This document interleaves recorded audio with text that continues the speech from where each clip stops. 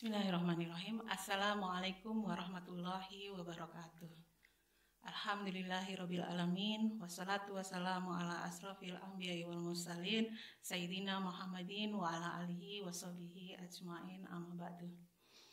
Pemirsa Cahaya Langit yang dirahmati Allah, alhamdulillah pada hari ini kita bertemu kembali dalam bincang-bincang Ramadan, di mana pada sesi kali ini kita akan berbincang dengan seorang ibu single parent dari 2 orang putra dan 1 orang putri yang berusaha lepas dari riba. Sebelumnya mohon untuk di subscribe, like dan share sebanyak mungkin channel YouTube Cahaya Langit. Baiklah, sebelumnya saya ingin menyapa dulu Ibu Mahmudah.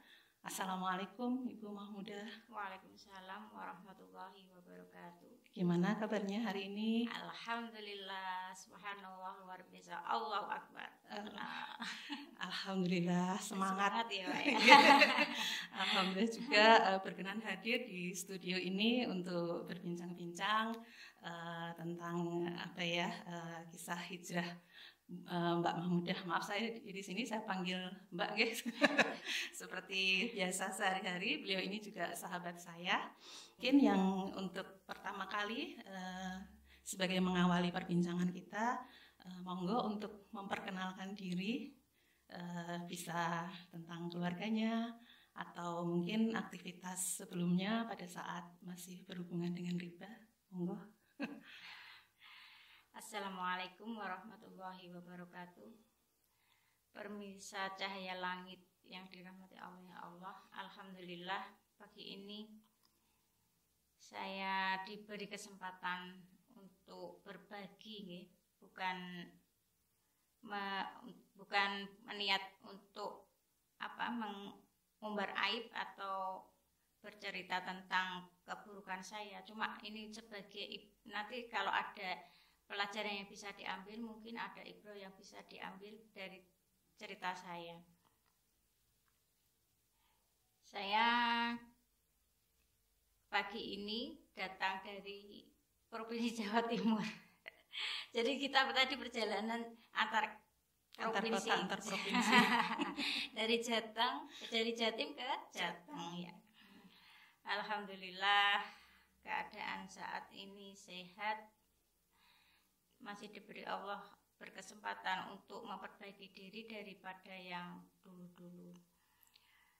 Saya merasa bersyukur karena Allah memilih saya sebagai ibu yang diamanahi 3 yatim, 2 cowok, 1 perempuan. Alhamdulillah. Dan saya di sini akan bercerita tentang perjalanan saya selama berhijrah. Selama saya melepaskan diri dari jeratan riba yang dulu awalnya saya tidak pernah tahu mau kemana langkah kaki ini melangkah, mau kemana kita mau keluar dari riba itu tadi. Dan alhamdulillah setelah suami meninggal tahun 2019, saya dipertemukan dengan komunitas, dan sebelumnya saya tidak pernah menemukan komunitas yang seperti ini. Di situ saya diberi pelajaran selama 2 hari, dan intinya adalah kita itu sebagai hamba Allah, sebagai budak Allah yang harus benar-benar taat, tunduk dan patuh atas segala perintah dan larangannya. Mulai dari situ, saya mulai mengaplikasikan dalam kehidupan saya sehari-hari. Mulai eksekusi apa-apa yang pernah diajarkan di sana. Alhamdulillah satu persatu jalan itu dibukakan. Yang saya pegang adalah surat Al-Muhammad ayat 7, yaitu Bismillahirrahmanirrahim, intan surullaha wa yansurkum. Bahwa siapa saja yang menolong agama Allah, maka Allah akan menolongmu. Dan satu lagi surat At-Tolak, wa may yattaqillaha yaj'al lahu makhraja wa yarzuqhu min haitsu la yahtasib. Barang siapa yang bertakwa kepada Allah, yaitu dengan menjalankan semua perintahnya dan menjauhi semua larangannya, maka baginya Allah akan membukakan jalan keluar dan akan memberinya rezeki dari arah yang tak disangka-sangka. Dan dari situ saya mulai mengaplikasikan dalam kehidupan saya sehari-hari, meskipun itu ceritanya kalau diceritakan mungkin nggak cukup satu bulan aja nggak cukup, kalau dibukukan mungkin bisa jadi berjilid-jilid, kalau jadi sinetron mungkin kalah sinetron Indosiar itu. Masya Allah. Masya Allah. Jadi ini ya Mbak ya, jenengan berhijrah, bertemu dengan komunitas hijrah itu setelah suami meninggal ya. Dan berproses hijrah itu sendiri sama anak-anak. Masya Allah. Alasan apa ya Mbak yang membuat Mbak Mahmudah ini ingin berhijrah, dan apa sih tujuannya jenengan ingin berhijrah? Jujur ya Mbak ya, sebenarnya saat pertama kali hijrah itu terpaksa gitu.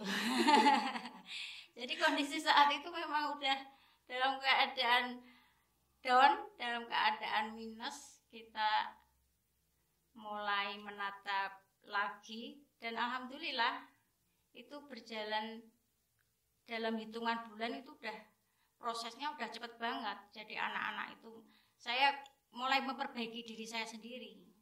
Jadi memang benar-benar sami'na wa ata'na kan gitu ya. Saya dengar dan saya patuh, harus itu. Saya menjalani apa yang Allah perintah dan mencoba menjauhi semua yang Allah larang. Dan itu nggak mudah. Dari kita kehidupan yang dulu ditopang dengan utang dan riba, dan saat kita hijrah itu dalam keadaan nggak punya apa-apa katakanlah. Dari situ mulai, dulu kita kan gini Mbak ya, utang itu kan logikanya dibayar dengan uang. Kalau utang saya nominal, kalau di bank boleh diceritakan Mbak? Monggo. Biar gamblang. Iya. Kalau ya saya di perbankan tuh ada 2 titik. Yang satu 150, yang satu 550. Yang 550 itu pokoknya masih utuh. Jadi saya tiap bulan cuma bayar bunganya saja. Yang satu di Mandiri itu 150, baru bayar 3 bulan. Dan itu bukan sertifikat saya, punya adik saya. Terus kalau di total misalnya sama utang sama ibu keluarga, ibu mertua keluarga saya sendiri itu paling hampir 1M. Dan di pikiran saya kan itu utang 1M, uang 1M itu kan nggak sedikit ya Pak ya, kan banyak, Masya Allah. Akhirnya saya ikut itu komunitas itu, di sana yang utang lebih banyak dari saya itu banyak gitu loh. Akhirnya mulai dari situ saya percaya diri, ya Allah, kalau orang-orang itu utang segitu aja mudah, berarti saya kan juga harus bisa gitu. Dalam perjalanan hijrah saya itu mulai dari keadaan minus. Itu pernah satu hari itu pegang uang 10.000 gitu ya. 10.000 itu pada keadaan beras nggak punya. Saya dulu kan jualan minimarket ya Mbak, sama ada minimarket, sama kalau suami pegang yang spot, jadi perlengkapan pancing sama tembak sama konter gitu. Dulu saya beli kresek itu kan kiloan, tiap buat packing, buat apa, orang belanja itu belinya kan kiloan kresek. Saat itu saya pegang uang 10.000 padahal beras nggak punya, kresek itu nggak punya sama sekali. Cuma saya waktu itu cuma pegang yang punya suami, meneruskan usahanya suami yang khusus untuk alat pancingnya saja. Akhirnya sebenarnya kresek kan nggak begitu, kalau untuk alat pancing nggak begitu banyak memakan kresek gitu. Akhirnya saya cuma berdoa, ya Allah kresek, ya Allah kresek gitu. Saya istighfar, saya bersolawat. Cuma satu itu tok doa saya. Dan tiba-tiba pagi hari itu yang ngomong anak saya itu, sebenarnya saya juga saat itu udah nggak mampu bayari yang ngomong. Cuma yang ngomong itu kasihan sama anak saya, dari bayi merah katakanlah, dimong orang itu. Dan akhirnya beliau itu mau membantu saya tanpa digaji gitu. Pagi hari itu beliaunya kan biasa ya, pagi datang nyapu di depan toko. Dan itu loh Mbak, ada kresek itu ditebar di depan toko itu. Mulai itu ya Allah, berarti kan kalau kita minta kresek aja sama Allah dikasih. Berarti kan kalau uang 1M, 2M, berapa triliun, berarti kan Allah kasih juga gitu. Mulai dari itu saya percaya ya Allah, memang benar-benar Engkau yang maha segala-galanya. Karena selama ini yang menopang saya kan semua udah dipanggil Allah, katakanlah Bapak. Terus yang puncak-puncaknya itu yang suami itu. Ya. Terus alhamdulillah umpama masih ada suami, mungkin ya saya belum bisa seperti ini. Iya. Dari dulu memang suami udah ajak, ayolah hijrah. Cuma kita nggak tahu mau kemana. Kita tanya ke siapa, kita mau arahnya kemana itu nggak tahu. Akhirnya qadarullah Allah panggil beliau, Allah istirahatkan beliau, dan memang itu jalan yang terbaik gitu. Dulu awal-awal itu orang-orang itu lihat saya tuh, ya Allah Mbak Muda loh, ditinggal suaminya kok ya senang-senang, kok ya guyu-guyu gitu. Padahal kan nggak tahu mereka cerita kehidupan di rumah saya kan nggak ada yang tahu. Dalam hati saya cuma gitu, saya bersyukur ya Allah memang Engkau istirahatkan beliau, biar urusan utang piutang ini saya yang tanggung gitu. Alhamdulillah mulai satu persatu jalan itu terbuka. Dan memang benar Allah itu pencemburu ya. Kalau kita mencintai seseorang, mencintai harta, itu tidak boleh melebihi cinta kita kepada Allah dan Rasul kan. Kalau orang Jawa bilang kan ada yang, kamu kalau suka sama seseorang, kalau suka sama benda pasti nanti akan hilang gitu. Ternyata memang benar gitu loh, Allah itu akan mengambil apa yang benar-benar kita cintai melebihi cinta kita kepada Allah. Jadi ini Mbak ya, pada saat masih berhubungan dengan riba itu ya, sempat mengalami kehidupan yang sulit ya, dan bahkan tidak punya apa-apa ya untuk beli beras seperti itu. Kemudian setelah itu jenengan belum menemukan jalan gimana untuk lepas dari riba, kemudian kembali kepada aturan Allah seperti itu nggih. Dan akhirnya jenengan bertemu dengan komunitas yang sama nggih, sama-sama punya hutang dalam jumlah yang besar seperti itu nggih. Dan itu terjadi setelah suami kembali kepada Allah nggih. Dan akhirnya kemudian jenengan ini ya berhijrah seperti itu nggih sampai saat ini nggih. Kemudian ini Mbak, pada saat jenengan berhijrah itu apa Mbak tantangannya gitu pada saat jenengan berproses berhijrah gitu? Alhamdulillah untuk saudara suami itu nggak ada kendala gitu. Yang paling tetangga itu cuma kalau saya kan nggak dengar, soalnya rumah saya itu di jalan provinsi, jadi nggak punya tetangga. Depan toko bangunan, sebelah toko Indomaret, sebelah Indomaret, sebelahnya gudang semen. Jadi memang nggak punya tetangga. Yang kasihan kan ibu saya Mbak, jadi tiap ada apa, cerita apa itu ke ibu gitu loh. Cuma saya kasih pengertian ke ibu tiap hari. Saya nggak ikut aliran apa-apa. Insya Allah saya berada dalam jalan yang benar gitu loh. Jadi mulai saat itu memang tobat total, hijrah total, dan itu nggak bisa, Allah itu memang nggak bisa diapusi gitu nih. Apapun yang ada di hati kita, sekecil apapun maksiat, pasti Allah tahu gitu. Jadi memang harus totalitas. Iya.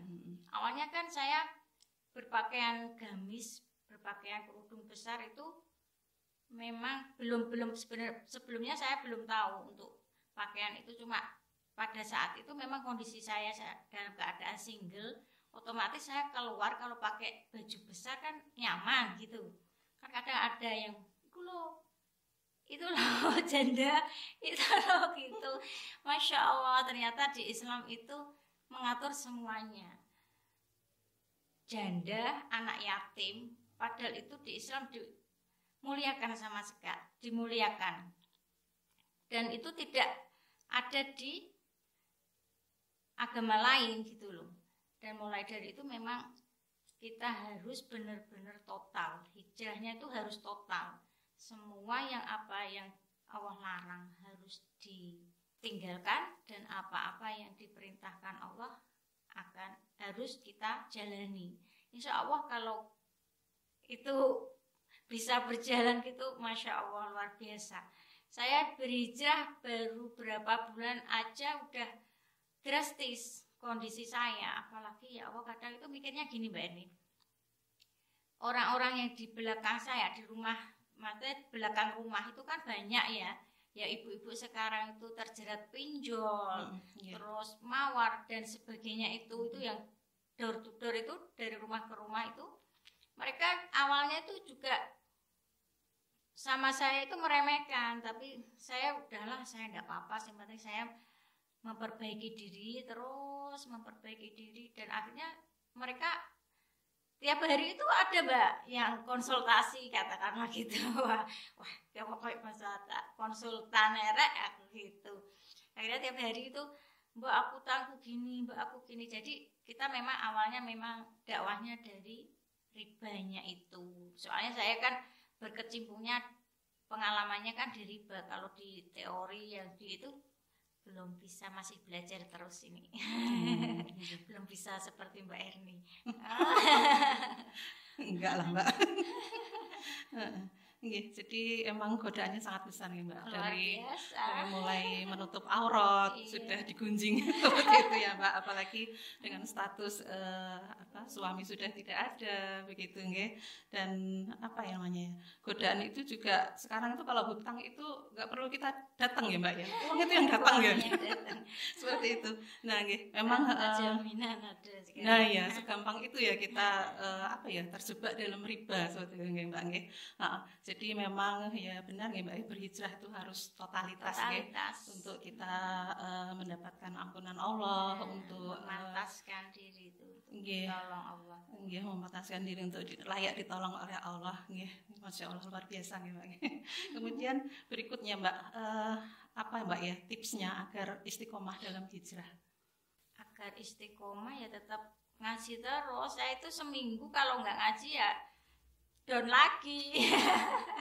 Apalagi kadang itu adik-adik ada yang punya mobil, adiknya gini gitu. Sekarang udah nggak begitu. Dulu ya manusiawi ya Mbak, kadang kan wah enak rek adik kesana nggak kepanasan, nggak kehujanan. Saya kalau ngaji itu Mbak ya, saya anak-anak itu waktu ditinggal suami kan masih kecil-kecil, masih TK ya, 2 anak saya itu, yang kecil-kecil itu 2, jaraknya 1 tahun. Jadi kemana-mana ya saya bawa. Waktu ngaji itu yang satu di depan, yang satu di belakang. Kadang saya tali yang di belakang itu. Yang penting bisa berangkat ngaji gitu ya. Akhirnya mereka kan tahu, oh ibu saya itu kegiatannya kayak gini gitu loh. Jadi saya nggak usah, selama saya hijrah itu saya nggak perlu banyak menjelaskan kepada anak-anak. Alhamdulillahnya itu. Jadi anak-anak itu udah tahu sendiri. Saya mulai hijrah itu TV nggak ada yang nyala. Alhamdulillah. Dan HP itu jarang-jarang, anak-anak itu jarang-jarang. Dan saya mulai memperbaiki diri. Mereka sering saya ajak kajian.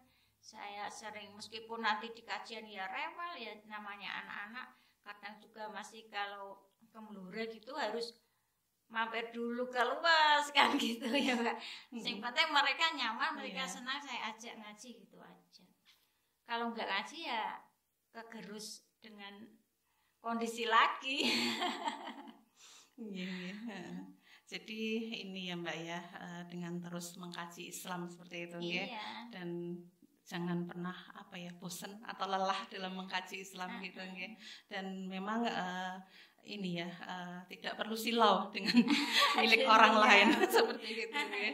Bersyukur dengan apa yang kita miliki dan membiasakan anak-anak untuk mengajak dalam kajian seperti itu. Dan alhamdulillah anak-anak dalam proses hijrah ini ya tidak sulit juga ya untuk mengajak mereka dimanapun, ke Blora sampai seperti itu ya, anak diajak. Jangan kan ke Blora, pernah Mbak itu ke Pemalang itu, pada biaya itu untuk ke sana aja 1 juta lebih. Besar ya. Itu kata ibu saya, ngaji kok jauh-jauh sampai Pemalang, yang didapat itu apa? Anak dia diajak ke sana gitu, kadang gitu. Tapi ya udahlah, kita tetap